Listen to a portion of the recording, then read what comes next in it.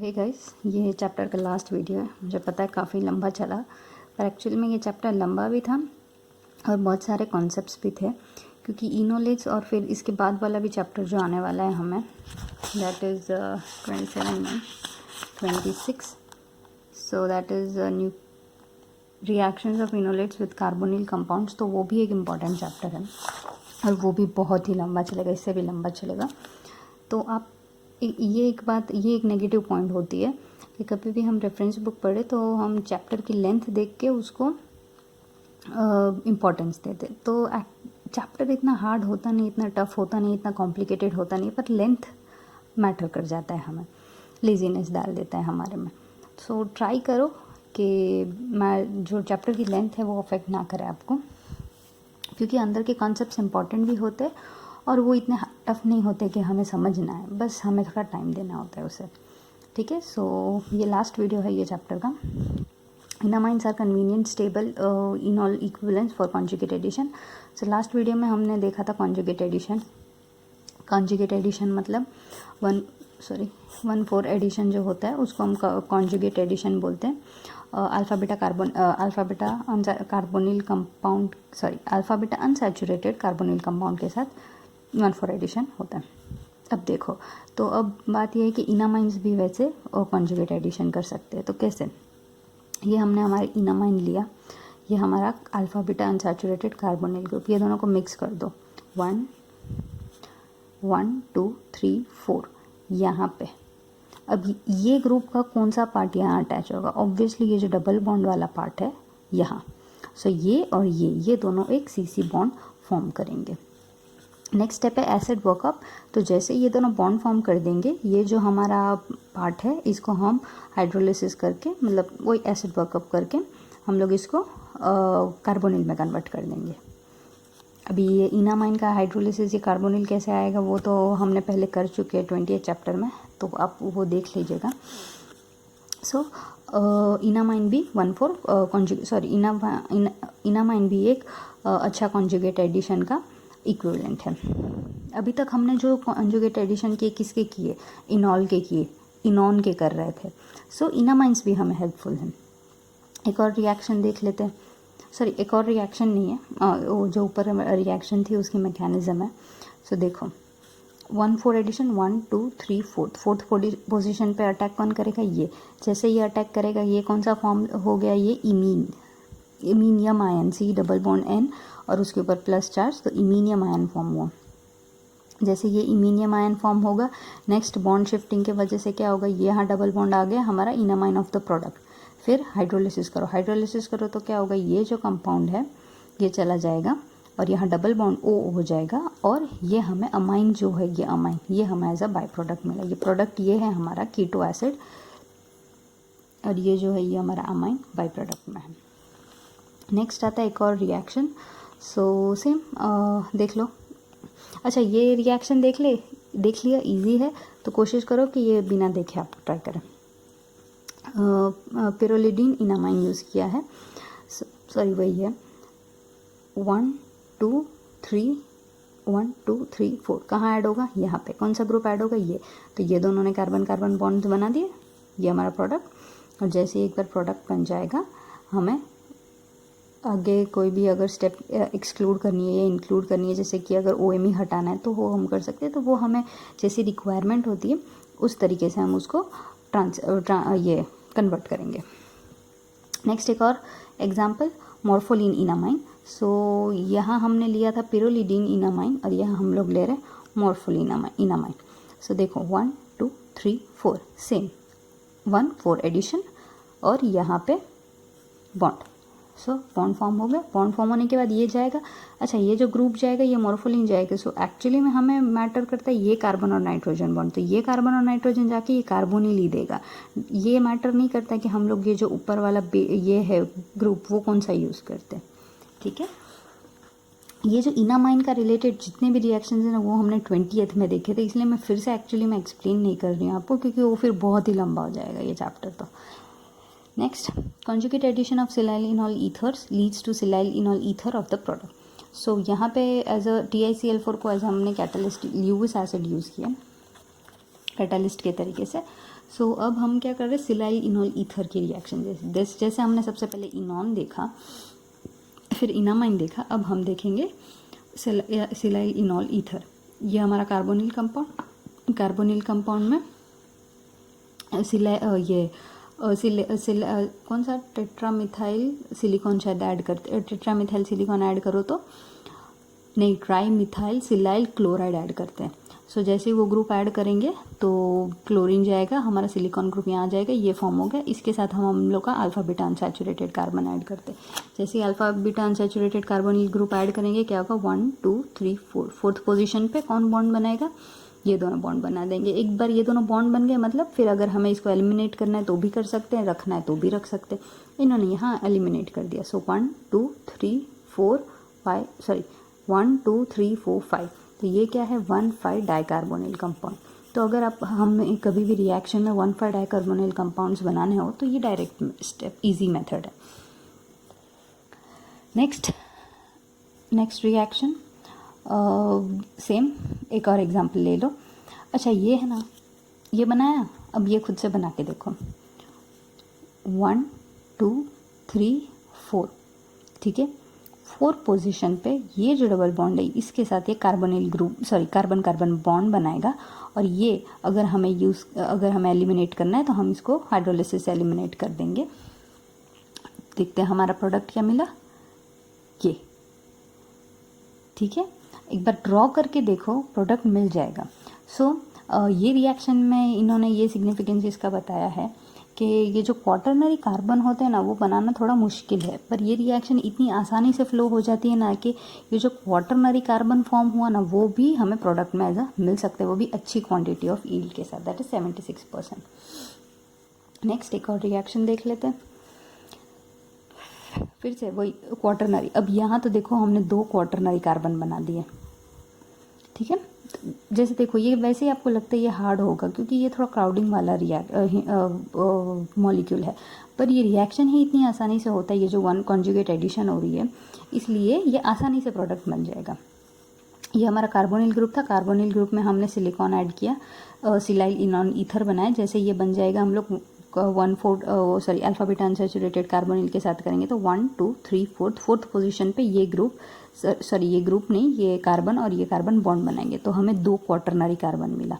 पर ये रिएक्शन मैंने बताया ना इतना ईजी है कि क्वाटरनरी कार्बन भी फॉर्म हो जाता है और 2 क्वाटरनरी कार्बन भी हमें बनानी है तो भी वो अच्छे यील्ड में हमें मिल गया।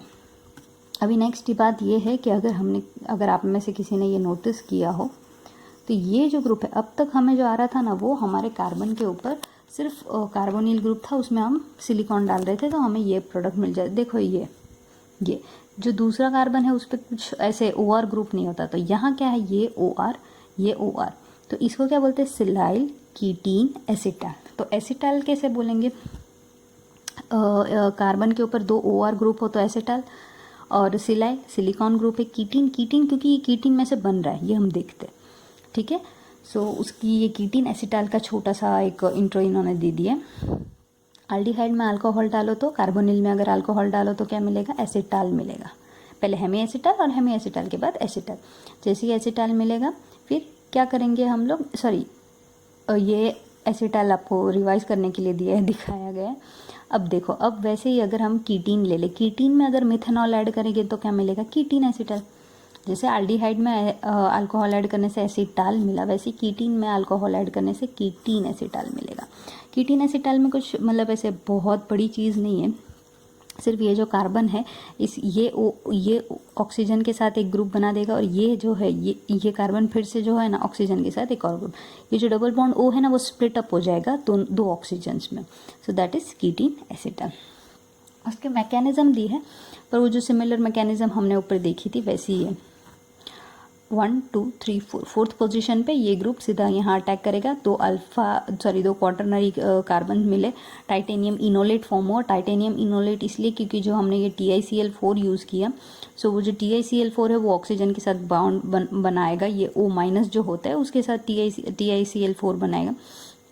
ये जो फॉर्म हुआ ये टाइटेनियम इनोलेट बना, और फिर ये टाइटेनियम इनोलेट कैसे जाएगा, वापस ट्राईमिथाइल सिलिकॉन क्लोराइड ऐड करो। अच्छा ये जो ये है ना, ये कन्वर्जन हमने तब देखा था जब हम लोग सिलिकॉन से LDA में लिथियम OLi में कन्वर्ट करना हो, में OSiMe3 से OLi में कन्वर्ट करना हो, तो हम लोग क्या करते थे, इसमें हम लोग लिथियम ऐड कर दो या LDA ऐड कर दो, तो हमें प्रोडक्ट सिर्फ ये ग्रुप इससे ट्रांसफ़र हो जाएगा, चेंज हो जाएगा। तो यहाँ भी वैसे ये सिलिकॉन इनोलेट बना, उसको अगर मेरे को सिलाइलिनोल ईथर बनाना तो मेरे को क्या करने का, ये ट्राईमिथाइल सिलिकॉन ये सॉल्यूशन में पड़ा होता है एक्सेस में। फिर जैसे ही हमें ये कंपाउंड मिला, इसका ये कर दो, तो ये जो ग्रुप था हाइड्रोलिसिस कर दो, ये पोटेशियम कार्बोनेट, तो ये ऐड करो, सो ये जो कन्वर्ट हो जाएगा कार्बोनिल में, तो ये हमारा प्रोडक्ट मिल गया यहाँ में। ठीक है, सो नेक्स्ट टॉपिक है variety of electrophilic alkenes will accept enolate nucleophiles. अब अल्फा बीटा अनसैचुरेटेड कार्बोनिल है ना, वो एक अच्छे माइकल एक्सेप्टर्स है, वो बात सही है। पर अगर उससे भी अच्छे चाहिए, जैसे कि बेस्ट माइकल एक्सेप्टर्स, तो वो कौन, तो जब कंपाउंड हम वही लेंगे अल्फा बीटा अनसैचुरेटेड कार्बोनिल पर कंपाउंड, पर अल्फा बीटा में ये जो बीटा का पोजीशन, बीटा का जो डबल बॉन्ड होगा ना, वो एक्सपोज्ड होगा। एग्जाम्पल देखते हैं, 1 2 3 4 अल्फा बीटा, बीटा जो है वो कहाँ है, एक्सपोज्ड है। एक्सपोज्ड का मतलब वो कोई बॉन्ड नहीं बना रहा, जैसे कि अगर इसके साथ अगर मैं पीएच रख दूँ, ठीक है, तो इसका मतलब ये एक्सपोज्ड नहीं है। इसके साथ अगर मैं और 2 कार्बन ग्रुप ऐड कर दूँ, 1 2 3 4 कार्बन ऐड कर दूँ, तो ये एक्सपोज्ड नहीं रहा। ये अगर खुले में एक्सपोज्ड हुआ, मतलब टर्मिनल पोजीशन पे हुआ, बीटा जो कार्बन है वो अगर टर्मिनल पोजीशन पे हुआ, तो वो बहुत और भी अच्छे हमारे माइकल एक्सेप्टर्स के तरीके से काम करेंगे। एग्जाम्पल्स दे दिया है, इसको बोलेंगे exomethylene ketone, vinyl ketone exposed, exomethylene lactone exposed. जो बीटा पोजीशन है alpha beta carbonyl unsaturated carbonyl group का, वो एक्सपोज्ड रहेगा। ये बाकी के एग्जाम्पल्स जहाँ भी देख लो, बीटा पोजीशन पे के जो कार्बन्स है वो एक्सपोज्ड है। सो ये जो सारे होते हैं ना, ये और भी अच्छे माइकल एक्सेप्टर्स के तरीके से यूज़ हो सकते हैं। नेक्स्ट अनसैचुरेटेड अमाइड देखते हैं, तो ये जो हमारा कार्बोनिल था उसमें LD ऐड किया, OLi बना।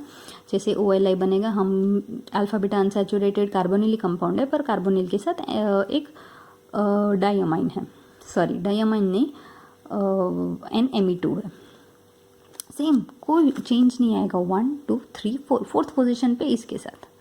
ठीक है, मतलब ये ग्रुप इसलिए बनाया है कि भाई ये जो अमाइन है ना, अमाइन के साथ रिएक्शन हो जाएगी। कोई ग्रुप ऐसे हो जो रिएक्शन नहीं दे, तो इसलिए इन लोग स्पेसिफाई कर रहे हैं कि अगर हम लोग का कार्बोनिल के बाजू में अगर अमाइन ग्रुप भी प्रेजेंट हो, तो वो भी एक अच्छे से रिएक्शन दे देगा साइनो के साथ। तो साइनो के साथ इन लोग ने ये रिएक्शन क्या गलत दिखाई है कि भाई न्यूक्लियोफाइल है ना, डायरेक्ट कार्बन पे ऐड नहीं करेगा, इसमें 1-2 एडिशन नहीं होगा। 1-2 एडिशन मतलब डायरेक्ट एडिशन। डायरेक्ट एडिशन हमने लास्ट वीडियो में देखा था, इसमें है ना डायरेक्ट एडिशन के बहुत बुरे चांसेस है। इसलिए जो साइनो ग्रुप है ना, वो कॉन्जुगेट एडिशन के लिए और भी अच्छा। ठीक है, जैसे ये कॉन्जुगेट एडिशन मतलब ये जो हमारा न्यूक्लियोफाइल ग्रुप है, ये जो कार्बन के बाजू वाला जो डबल बॉन्ड है वहाँ अटैक करेगा। ऐसा नहीं कि ये सिर्फ ट्रिपल बॉन्ड N है तो यहाँ पे अटैक कर देगा। ठीक है, तो ये जो साइनो ग्रुप है वो और भी अच्छा।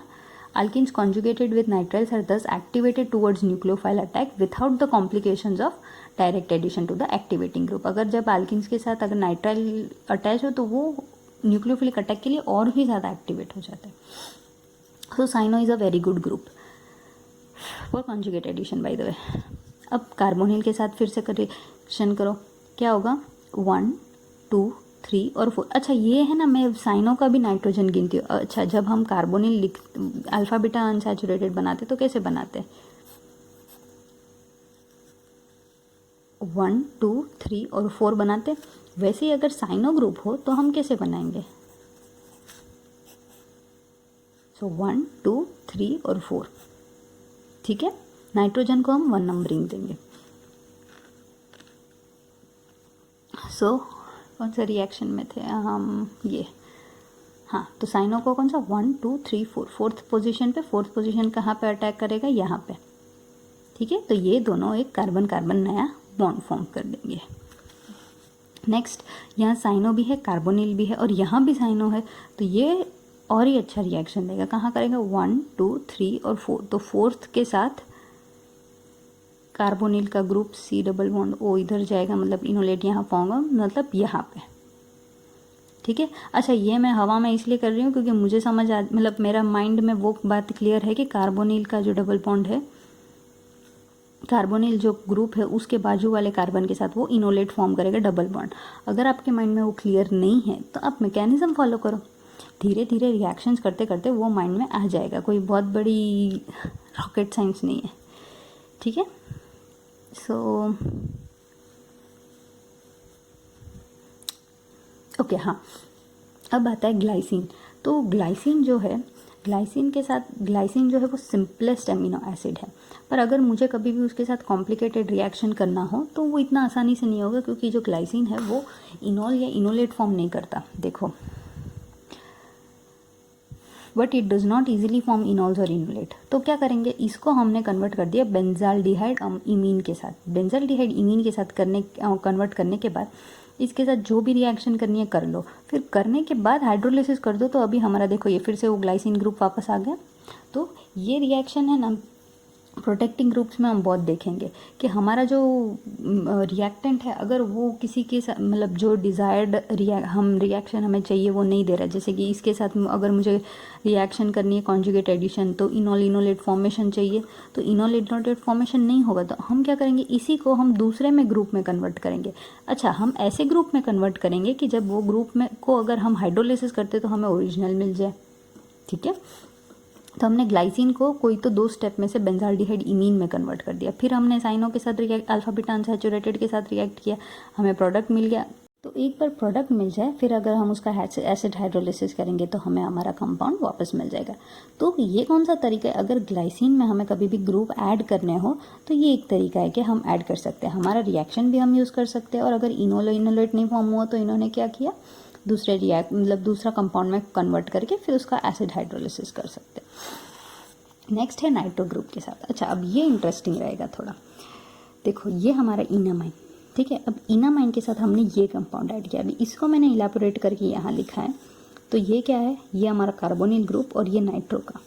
अब देखो यहाँ डबल बॉन्ड है, सो होना है ये अल्फा बीटा अनसैचुरेटेड कंपाउंड, तो रिएक्शन कहाँ होगी, इस हिसाब इसको कंसिडर करो। सो 1 2 3 4, तो अल्का ये जो ग्रुप है इनामाइन का, ये यहाँ ऐड होना चाहिए। पर अगर मैं ये ग्रुप के हिसाब से कंसिडर करूँ 1 2 3 4, तो नाइट्रो के हिसाब से ये ग्रुप ये पोजीशन पे आना चाहिए।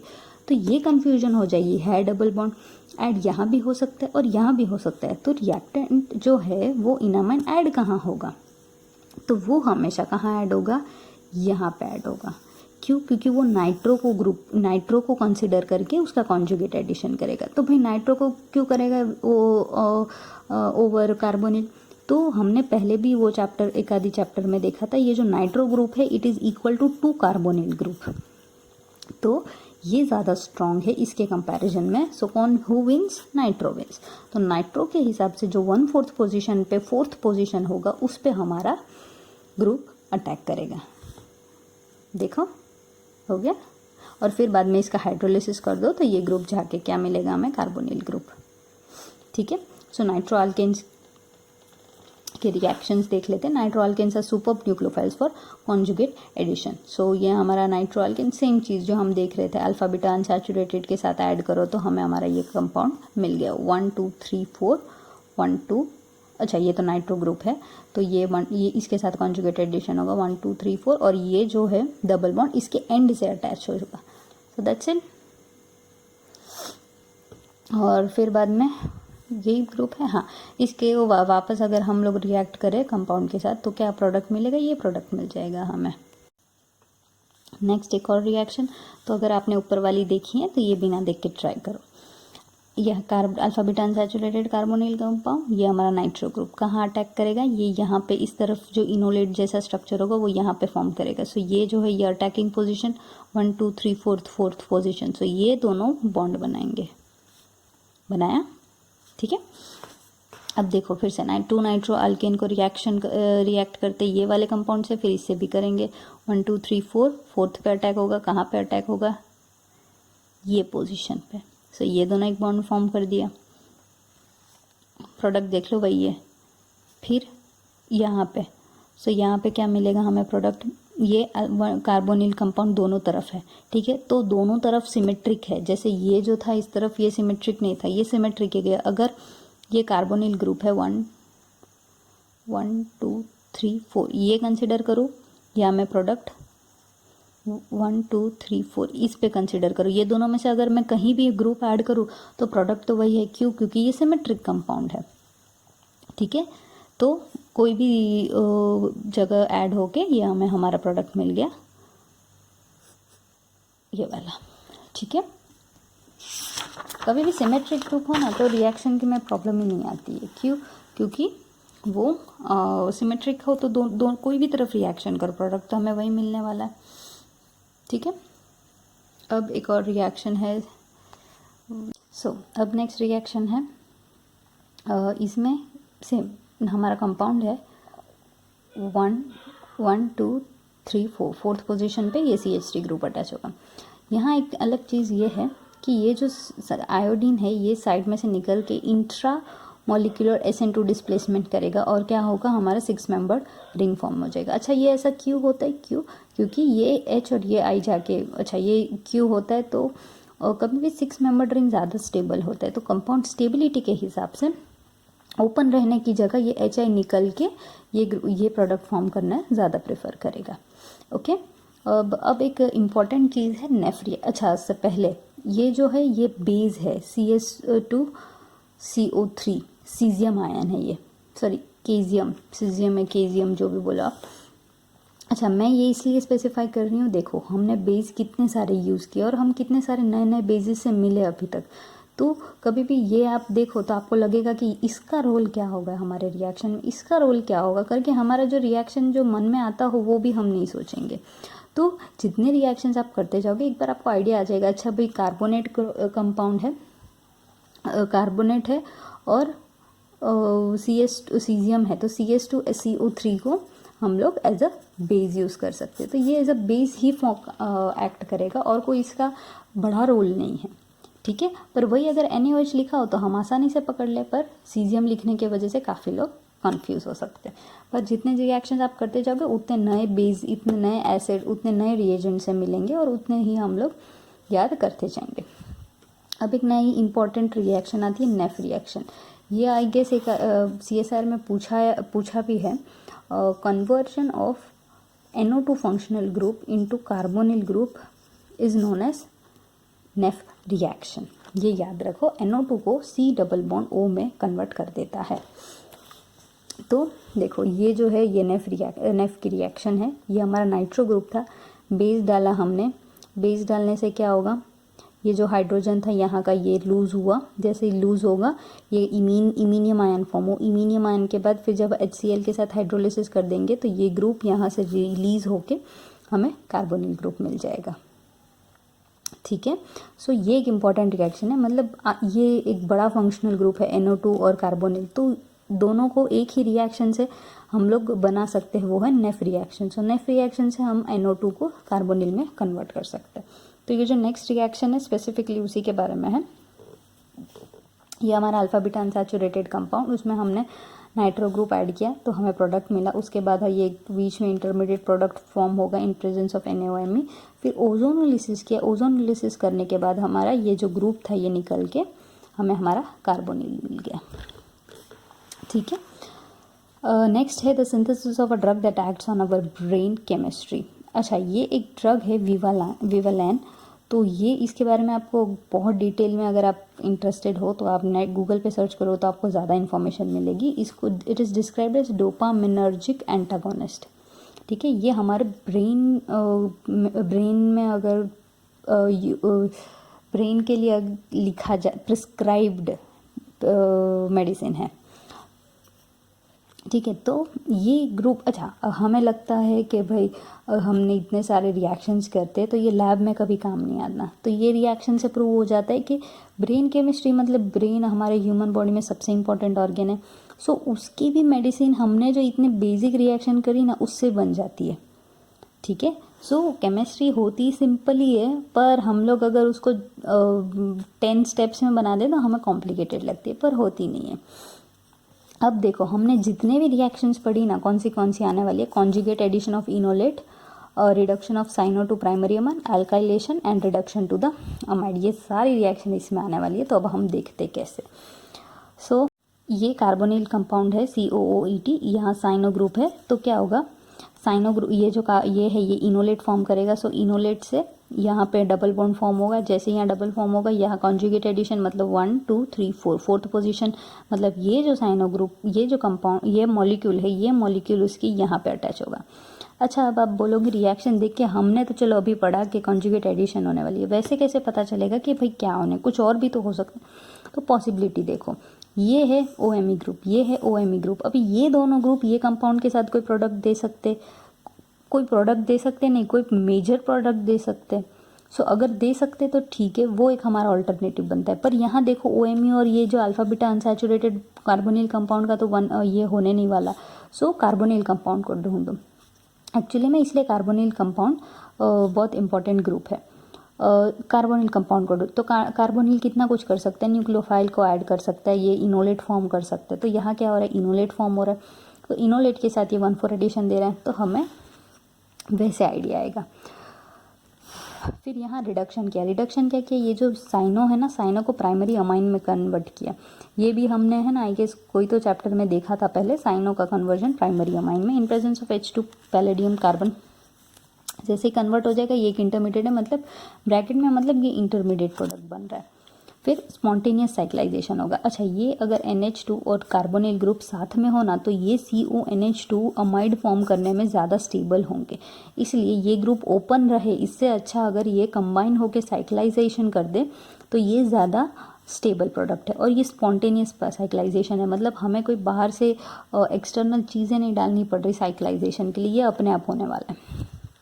अब नेक्स्ट अल्काइलेशन और रिडक्शन। तो अल्काइलेशन इन्होंने क्या किया, यहाँ पे अल्काइलेशन किया।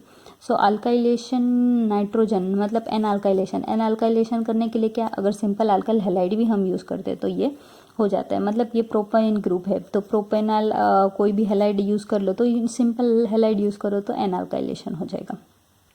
सो यहाँ आ गया। और रिडक्शन किसका, ये कार्बोनिल ग्रुप रिड्यूस हो गया। यहाँ पे कार्बोनिल ग्रुप को रिडक्शन करने के भी बहुत से तरीके हैं। सो ये हमारा बन गया प्रोडक्ट जो है ड्रग विवालान। सो इतनी कॉम्प्लिकेटेड ड्रग हो, मतलब कितना भी कॉम्प्लिकेटेड ड्रग हो या कुछ भी मेन इंपॉर्टेंट चीज़ हो, हम छोटी छोटी रिएक्शन से भी बना सकते हैं। सो जब लैब में बोला जाए हमें कि ड्रग्स बनानी है, तो वो ये बहुत बड़ा काम नहीं है, एक छोटा सा ही काम है। जितने भी हमने रिएक्शंस देखे उसका कुछ ना कुछ तो यूज़ होगा ही लैब में। नेक्स्ट ये लास्ट है summary of the methods of alkylating enolates. So अभी तक के पूरे 25th चैप्टर में हमने जितने भी अल्काइलेशन के तरीके देखे, सारे तरीक़ों का इन्होंने समराइजेशन दे दिया। तो मैं यहाँ फिर से एक्सप्लेन तो नहीं करने वाली ऑब्वियसली, क्योंकि ये पूरा चैप्टर मैंने वही किया। पर मैं आपको बता दूँ कि क्या, तो एस्टर्स को कैसे अल्काइलेट करते, एल्डिहाइड्स को कैसे करते, सिमेट्रिक कीटोन्स को कैसे करते, अनसिमेट्रिकल कीटोन्स को कैसे कर सकते। तो भाई unsymmetrical ketones on more substituted side, फिर अगर unsymmetrical ketones on less substituted side करना हो तो कैसे कर सकते। सो ये जो सारी चीज़ें हैं ना, ये हमने पढ़ा। तो ये पूरा इन्होंने समराइज़ करके यहाँ दे दिया है। पर इन्होंने स्पेसिफिक रिएजेंट्स ऐसा डिटेल में नहीं लिखा है, पर हमने अगर पूरा चैप्टर किया हो तो हमें आसानी रहेगी। पर अगर फिर भी हमें देखना हो तो एज अ रफ देख सकते हैं कि भाई एस्टर्स कैसे, लिथियम भी यूज़ किया था हमने और डिकार्बोक्सिलेट भी यूज़ किया था। अल्डिहाइड हमने देखा था प्रॉब्लम हो रहा था उसको बनने में, एस्टर्स आसानी से अल्काइलेशन दे रहे थे लिथियम के साथ या तो सिलाइल के साथ। एल्डिहाइड्स में प्रॉब्लम हो रहा था, तो हमने क्या उसके सॉल्यूशन पढ़े, इनामाइन पढ़ा, सिलेलिनॉल ईथर पढ़ा, एजाइनोलेट पढ़ा। वैसे हमने अपने सिमेट्रिकल कीटोन्स के देखे, कीटोन्स का प्रॉब्लम्स देखा रेडियो सिलेक्टिविटी में। फिर हम लोग ने देखा कि कीटोन्स का सॉल्यूशन क्या है। फिर हमने देखा सिमेट्रिकल कीटोन्स का सॉल्यूशन क्या है, अनसिमेट्रिकल का क्या है, अनसिमेट्रिकल का मोर सब्स्टिट्यूटेड साइड और लेस सब्स्टिट्यूटेड साइड। ठीक है, सो दैट्स इट। फाइनली ये चैप्टर यहाँ ख़त्म होता है। आपको कोई भी डाउट्स हो ये चैप्टर के तो आप मुझे मेल करें या फिर कमेंट सेक्शन में बताएं, तो भी मैं आपको आंसर दे दूँगी अगर मुझे पता हो तो। सो नेक्स्ट चैप्टर है 26 reactions of enolates with carbonyl compound, जो वो चैप्टर का ही कंटिन्यूशन आएगा। तो तभी हम लोग ये चैप्टर देखेंगे डिटेल में। अभी के लिए इतना ही। So that's it. Thank you, keep supporting. और प्लीज़ अगर आपने चैनल को सब्सक्राइब ना किया हो तो सब्सक्राइब कीजिए और शेयर कीजिए अपने फ्रेंड्स के साथ अगर आपको ये वर्थ लगे। ठीक है, थैंक यू।